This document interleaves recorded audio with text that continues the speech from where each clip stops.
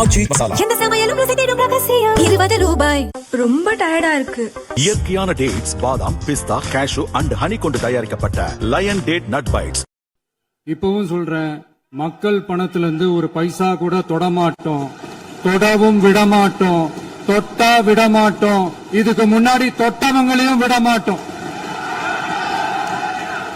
மக்கள் பணத்தை தொடமாட்டோம், தொடவும் விடமாட்டோம், தொட்டவர்களையும் விடமாட்டோம் என்று ஊழலுக்கு எதிராக சட்டசபையில் முதல்வர் விஜய் பேசிய பேச்சு பெரும் பரபரப்பை ஏற்படுத்தியது.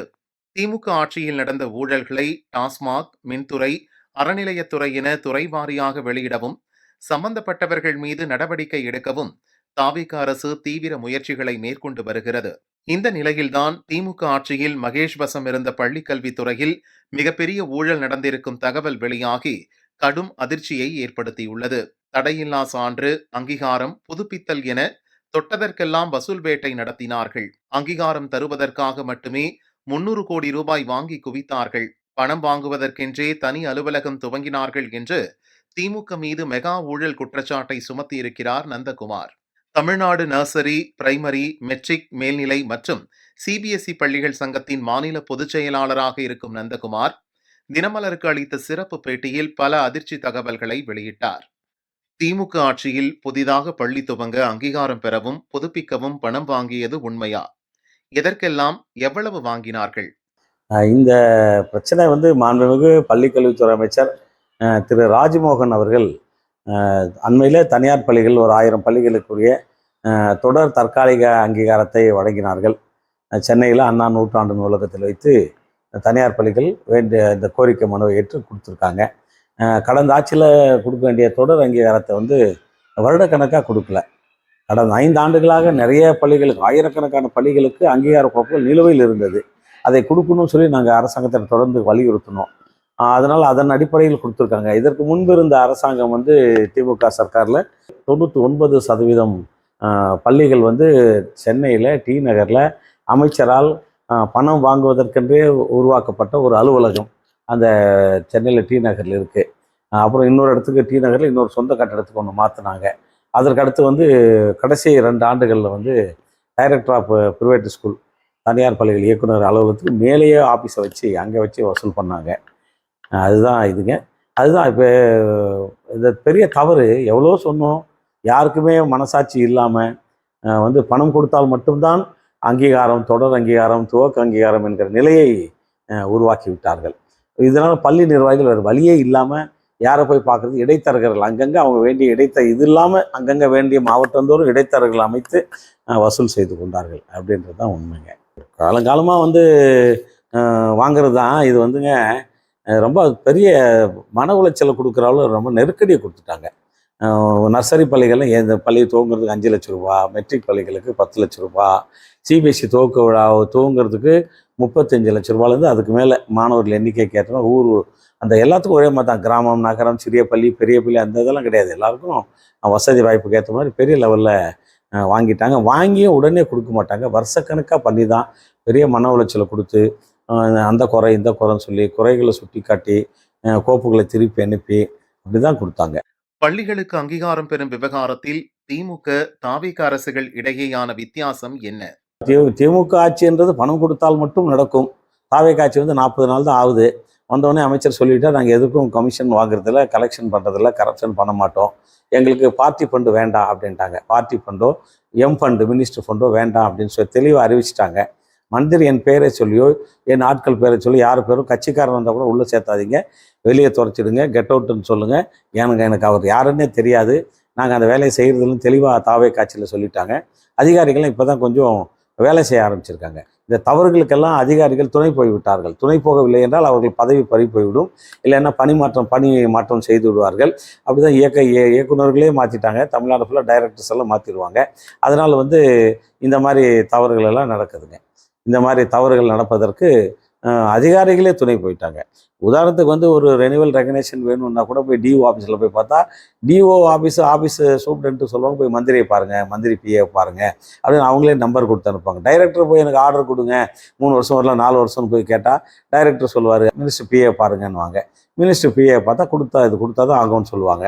அங்கே போன உடனே மினிஸ்டர் ஆஃபீஸில் உட்கார வச்சுட்டு ஒரு 1/2 மணி நேரம் காக்க வச்சு எல்லாம் ஒரு டெஸ்ட் பண்ணிவிட்டு அப்புறம் செல்ஃபோனெல்லாம் வாங்கி வச்சுட்டு பணம் கொண்டு சொன்ன பின்னாடி கொண்டு போய் எல்லாம் பணத்தை மட்டும் வாங்கிட்டு அனுப்பிவிடுவாங்க. அப்புறம் அங்கே டைரக்டர் மினிஸ்டர் ஆஃபீஸ் பிஏ பேசுவார், பிஏ டைரக்டருக்கு பேசுவார், டைரக்டர் வந்து டைரக்ட் டிஓக்கு சொல்லுவார், டிஓ அந்த ஃபைலில் இன்ஸ்பெக்ஷன் பார்த்து கொடுப்பாங்க. இதுதான் நடைமுறைங்க.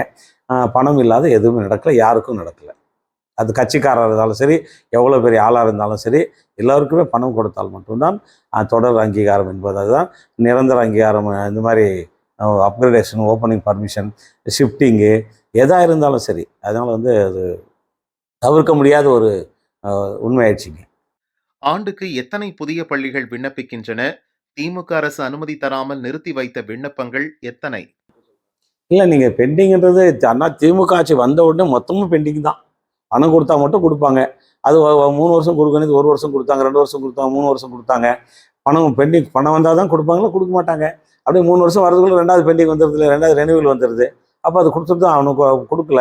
அதனால நிறைய பேர் என்ன பண்ணிட்டாங்க, வெறுத்து போயிட்டு கொடுக்கும்போது கொடுத்துட்டாங்க. பணம் கொடுக்கும் மட்டும் அதனால தான் நிறைய பள்ளிகளுக்கு ஈவன் நர்சரி பிரைமரி அங்கீகாரம் எல்லாம் அந்த டிஓவே கொடுக்கலாம். அந்த டிஓவை மந்திரி பணம் வாங்குறதுனால அவங்க பயம் இல்லாத அவங்க என்ன பண்ணிட்டாங்க, டிஓஸே தனியாக வசூல் பண்ணிட்டாங்க. நர்சரி பிரைமரி ரெனியூவலுக்கு டிஓ 1 லட்சம் 2 லட்சம் வாங்கினா தமிழ்நாடு முழுக்க இருக்க மாவட்ட கல்வி அலுவலர்கள் அந்த டிஓ தனியாக, சூப்பரண்ட் தனியாக, பியூன் வாட்ச்மேன்லேருந்து எல்லாம் தனித்தனியாக அவங்க வசதி வாய்ப்புக்கு ஏற்ற மாதிரி ஆள் ஏமாறுற மாதிரி ஏமாற்றி வசூல் பண்ண ஆரம்பிச்சிட்டாங்க. அது முன்னேறு சரியாக இருந்தால் தான் பின்னேறு சரியாக வரும் கிராமத்தில் சொல்லுவாங்க. அந்த மாதிரி அமைச்சரே இப்படி செய்யும்போது என்ன பண்ணுவாங்க, அதுதான். அது மட்டும் இல்லைங்க, தனியார் பள்ளிகள் வந்து உங்களுக்கு வந்து அரசு நிகழ்ச்சி, கட்சி நிகழ்ச்சி, மாநாடுகள், உதயநிதி வராரு, முக ஸ்டாலின் வராருன்னா உடனே தனியார் பஸ் எல்லாம் உடனே பஸ் அனுப்புவாங்க. பஸ்ஸை நாங்கள் இங்கேருந்து அவங்கள பஸ்ஸில் எல்லாம் கட்சிக்காரன் கூட ஏற்றி கூப்பிட்டு போய் கொண்டு வந்து இறக்கணும். இது அதிகாரிக்கு வந்து வேறு வழி இல்லாத கேட்குறாங்களே, அமைச்சர் கேட்குறாங்களே, பிஏ கேட்குறாரு, மினிஸ்டர், டைரக்டர், ஒவ்வொரு டிஓக்கும் இவ்வளோ டார்கெட் 50 லட்ச ரூபா, 1 கோடி ரூபாய் டார்கெட் வச்சுருவாங்க. எல்லா டிஓவும் போய் உட்காந்து ஸ்கூலில் உட்காந்து அது ஒரு பெரிய வசூலுங்க. அதே மாதிரி கொஸ்டின் பேப்பர் அரசு பள்ளிக்கும் தனியாருக்கும் ஒரே மாதிரி கொஸ்டின் பேப்பர் கொடுத்து ஒரே மாதிரி வசூல் அது வேஸ்ட்டு. நாங்கள் நடத்துகிற சிஸ்டமே வேறு, அரசு பள்ளி நடத்துகிற சிஸ்டமே வேறுங்க. அந்த கொஸ்டின் பேப்பர்லாம் விருப்பம் இல்லையோ, தரம் இருக்கிறதோ இல்லையோ, அந்த மாதிரி கொஸ்டின் பேப்பர் வாங்குறது, இந்த மாதிரி வேலைகள் எல்லாம் வந்து எங்களுக்கு பெரிய நெருடு. எங்களுக்குன்னு இருக்கக்கூடிய தனியார் பள்ளிகளுக்கு இருக்கக்கூடிய தனித்தன்மை போய்விடும். அதுதான் அங்கே பெரிய பிரச்சனைங்க. பணம் எப்படி கைமாறும்? ரொக்கமாகவா அல்லது டிஜிட்டல் முறையிலா? எப்படி தொகையை நிர்ணயம் செய்வார்கள்? ரொக்கமாக தான் கைமாறும். அவங்களுக்கெல்லாம் ரொம்ப தெரியும், ரொம்ப விஞ்ஞானபூர்வமாக அந்த காரியங்களை செஞ்சுட்டாங்க. ரொக்கமாக தான் கரெக்டாக தான் வாங்குவாங்க. அது வாங்கி வச்சு அவங்கவுங்க என்ன பண்ணுறாங்க தெரியாது. ஒட்டும் பண்டலில் தான் வாங்குவாங்க, பேக்காக தான் வாங்குவாங்க. அதெல்லாம் இல்லைங்க, அதெல்லாம் ஒரே மாதிரி தான். 100 பேர் இருந்தாலும் சரி, 1000 பேர் இருந்தாலும் அந்த அவங்க ஃபிக்ஸ் பண்ண அந்த கட்டணம் தாங்க. அந்த 35 லட்சம், 27 லட்சம், 30 லட்சம் ஆளுக்கு தகுந்த மாதிரி வாங்குவாங்க. திமுகவுக்கு முன்பு அதிமுக ஆட்சியின் போது இப்படி பணம் வசூலித்தது உண்டா? எல்லா ஆட்சியிலும் வசூலிச்சாங்க. திமுக ஆட்சியில் அதிகமாக வசூலிச்சாங்க, கராராக வசூலிச்சாங்க. அதிமுக ஆட்சியில் இருந்த பழைய அமைச்சர்கள் கூட வாங்கினாங்க. அவங்க வாங்குறதுன்னு தெரியாது, கொடுக்குறதுன்னு தெரியாது. காலையில் கொடுத்தா சாயந்தரம் ஆடு கொடுப்பாங்க. இவங்க வாங்கிட்டு மணிக்கணக்காக, நாள் கணக்காக, வருஷக்கணக்காக பண்ணிட்டு தான் கொடுப்பாங்க. அதுதான் வித்தியாசம், வேற ஒரு பெரிய வித்தியாசம் ஒன்றும் இல்லைங்க. ஆனால் அவங்க இந்த அளவுக்கு நர்சரி பிரைமரிக்கெலாம் காசு வாங்க மாட்டாங்க. டிஓசிஓ ஆஃபீஸில் இவ்வளோ கரைச்சல் இருக்காதுங்க, இவ்வளோ வாங்க மாட்டாங்க. டைரக்டர் பணம் வாங்க மாட்டாருங்க. ஒரு நேர்மையான டைரக்டர் நாராயணசாமி இருந்தாருங்க, எத்தனையோ டைரக்டர் இருந்தாங்க, அவங்களாம் பணம் வாங்க மாட்டாங்க. மணி டைரக்டர் இருந்தார், பணம் வாங்க மாட்டாங்க. தனியார் பள்ளினா எதுக்கெல்லாம் 3 வருஷமோ 4 வருஷமோ பணம் வாங்கி வந்து பணத்தை ஆர்டர் கொடுக்காம இருக்கிறது தான் வேதனை எங்களுக்கு. நான் என்ன சொல்கிறோம், செங்கோட்டையன் வந்து கல்வி அமைச்சராக இருக்கும்போது ஊராக வந்து மண்டல வாரியாக வந்து 5 மாவட்டங்கள் ஒருங்கிணைத்து ஆர்டர்லாம் டிஆர்லாம் கொடுத்தாரு. அவர் அதுக்கு பணம் வாங்கலிங்க, மனசாட்சியோடு சொல்லணும். அவங்க ஆட்கள் யாராவது வேறு எதுக்காவது வாங்கியிருக்கலாம். ஆனால் அவர் வந்து கல்வித்துறையில் இருக்கும்போது டிஆருக்கெல்லாம் பணம் வாங்கலை. இவங்க என்ன பண்ணாங்க, இந்த டிஆருக்கும் பணம் வாங்குறது எங்களுக்கு கோவம். சிபிஎஸ்சிக்கு வாங்கிட்டாங்க, துவக்க அனுமதி வாங்கிட்டாங்க அப்படின்னு பரவாயில்லைங்க. டிஆர் டெம்பரரி ரெகக்னேஷன் தற்காலிக அங்கீகாரம் ஆண்டுதோறும் 3 ஆண்டுகளுக்கு ஒரு முறை கொடுக்கறது கூட அதுக்கும் 5 லட்சம் 10 லட்சம் போட்டு வாங்கினாங்க பாருங்க. அதுதான் கோபம். திமுகவா அதிமுகவா பணம் அதிகம் வசூலித்தது யார் ஆட்சி? திமுக ஆட்சி தான் அதிகமான வாங்கினாங்க. ஏன்னா அவங்க வந்து திரும்ப சொன்னேனே உங்களுக்கு வந்து அவங்க வந்து நர்சரி பிரைமரிக்கு வாங்க மாட்டாங்க, மெட்ரிக்கெல்லாம் வாங்க மாட்டாங்க. இவங்க வந்து டைரெக்டாக எல்லாத்துக்குமே எல்லா பள்ளிகளுக்கும் ஈவன் பிளே ஸ்கூல் கூட வாங்க ஆரம்பிச்சிட்டாங்க. குறிப்பாக வந்துங்க அது புரியோடி போச்சுங்க. கீழே வந்து ஒரு சானிடரி சர்டிஃபிகேட் போனால் அவன் பணம் 5 அவங்க வந்து ஒரு 10,000 கொடு, 15,000 கொடு, 20,000 கொடு. கூட ஒரு பள்ளிக்கு ஒரு விழாவுக்கு போயிட்டு வந்தேன். அவங்க சொல்கிறாங்க தாலுக்கா ஆஃபீஸ் போனால் தாசில்தாருக்கு வந்து 50,000 கேட்குறாங்க, 1 லட்சம் கேட்குறாங்க. இந்த மாதிரிங்க ஃபயர் என்ஓசி அதுக்கு ஒரு 20,000 கொடு, சானிட்டரி அதுக்கு ஒரு 20,000 கொடு. இப்படி கீழ் மட்டத்தில் எல்லாருமே தெரிஞ்சுக்கிட்டு எல்லா சான்றுகளுக்கும் எல்லோருமே பணம் கொடுத்தால் மட்டும்தான் வேலை இல்லை. அப்போ வந்து எல்லாமே கட்டணங்கள் உயர கல்வி கட்டணம் உயருதுங்க. கல்வி கட்டணம் உயர்கிற போது அது மக்கள் மாணவர்கள் தலையில தான் சுமையாக சுமக்குதுங்க. இப்போ கட்டணம் பெருசாக இருக்கலாம், மாணவர்கள் குறைவாக இருப்பாங்க, செலவு அதிகமாக இருக்கும். அப்போ பள்ளி நடத்துறது வந்து பெரிய இதாக இருக்குது. ஒவ்வொரு பள்ளி நிர்வாகிக்கும் நிறைய பரிசு பார்த்தா எல்லாம் வட்டிக்கு வாங்கி கடனுக்கு வாங்கி வட்டியும் தவணையும் செலுத்த முடியாமல் தான் தத்தளித்து கொண்டு இருக்காங்க. நிறைய பேர் பள்ளி வாங்கினங்களுக்கு எல்லாருமே வந்து உங்களுக்கு வந்து வட்டி கட்ட முடியாது, ஃபைனான்ஸ் போட்டு தான் ஸ்கூல் நடத்துகிறாங்க, ஸ்கூல் வாங்கி வண்டி வாங்கி ஓட்டுறாங்க. வண்டி என்ன உங்களுக்கு வண்டிக்கு அதுக்கு ஆர்டிஓ லஞ்சங்க, எஃப்சி பண்ணால் லஞ்சங்க, அவங்க எல்லாத்துக்கும் நாங்கள் இதுலாம் எல்லாம் டேக்ஸ் கட்டணும்.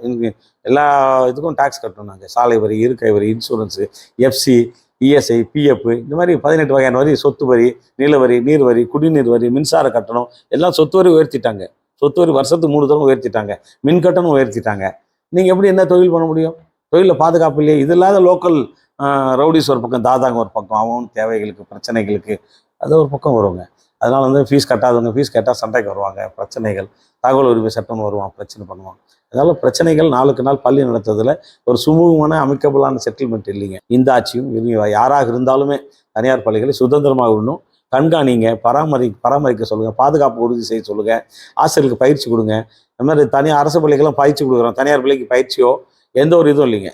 எல்லாமே நாங்கள் ஒவ்வொரு அங்கீகாரம் பெறும்போதும் ஆய்வு கட்டணம் கட்டுறோம், அங்கீகார கட்டணம் கட்டுறோம், விண்ணப்ப கட்டணம் கட்டுறோம், ஃபிக்ஸட் டெபாசிட் போடுறோம், டீச்சர் சேலரியெல்லாம் பேங்க்கில் போட்டு வச்சுருக்கணும், அதுவும் ஜிஎஸ்டி கட்டுறோம். எல்லாமே நாங்கள் வந்து அரசுக்கு 18 வகையான வரிகளை செலுத்துக்கணும். ஒரு பள்ளி நடத்துறது என்பது சாதாரண விஷயம் அல்ல. எனவே இதெல்லாம் நீங்கள் வந்து நாங்கள் ஒரு பஸ் வாங்கினா டேக்ஸ் கட்டாத வண்டி எடுக்க முடியாதுங்க. எது வாங்கினாலும் நாங்கள் வந்து எல்லாத்துக்கும் நீங்கள் ஒவ்வொரு பைசாவுக்குமே அக்கௌண்டபிலிட்டி தான். அதனால் வந்து நீங்கள் இதெல்லாம் ஏமாதி யாரோ ஒரு சில பள்ளிகள் தவறு செய்கிறார்கள் என்றால் அவர்கள் மீது நீங்கள் சட்டப்படி நடவடிக்கை எடுங்கள், வேண்டாம் என்று சொல்லவில்லை. ஆனால் எல்லா சிறிய பள்ளிகளுக்கும், பெரிய பள்ளிகளுக்கும், நடுத்தர பள்ளிகளுக்கும் எந்த ஒரு வித்தியாசம் இல்லாமல் பள்ளிகளை குறிவைத்தே ஏதோ கிரிமினல்ஸ் மாதிரி அவங்க வந்து நடத்துறது என்பது ஏற்க முடியாது. கல்வித்துறை அதிகாரிகளும் இனிமேலாவது தயவு செய்து அவர்களை பாதம் தொட்டு பணிந்து கேட்டுக்கொள்கிறோம். நீங்கள் வந்து பள்ளி நடத்தக்கூடிய நிர்வாகிகள் கௌரவமாக நடத்தணும். அந்த பள்ளி டிஓக்கள் வந்து இவர்கள் வந்து ஒரு தலைமை ஆசிரியர் இருந்துட்டு டிஓ ஆகிட்டு சிஓ ஆகிட்டு ஜேடி டைரக்டர் ஆகிட்ட உடனே அவங்க வந்து மரியாதை குறைவாக பல இடங்கள் நடத்துகிறதா தகவல் வருது. அதெல்லாம் வந்து அவாய்ட் பண்ணணும். ஏன்னா இது ஒரு சமூக சேவையாக கருதி செய்து கொண்டு இருக்கிறார். அவர்களுக்கெல்லாம் நம்ம ஒரு அரசு அதிகாரிகள் பக்கபலமாக பாலமாக இருந்து எல்லாம் செய்து தரணும். இல்லைன்னா அரசாங்கம் இவ்வளோ பேருக்கு கல்வி கொடுத்தா எவ்வளோ செலவாகும்? இவ்வளோ பேருக்கு எப்படி வேலை வாய்ப்பை கொடுக்க முடியும்? பொருளாதாரத்தை தமிழகத்தின் பொருளாதாரத்தை உயர்த்தி கொண்டிருக்கிறார்கள். இங்கே படித்த ஒவ்வொரு பிள்ளைகளும் யாருமே 99% சோரம் போய்விடவில்லை இல்லைங்களா? அதனால் வந்து நீங்கள் அரசாங்கம் இதை வந்து ஒரு பெரிய நல்ல பாதுகாப்பான தொழிலாக தமிழ்நாட்டுடைய கல்வித்தரத்தை உயர்த்தக்கூடிய இந்த கல்வி நிறுவனங்களுக்கு உதவியாக ஏணியாகவும் தோணியாகவும் இருக்குன்னு சொல்லி நாங்கள் வேண்டி கேட்டுக்கிறோம்.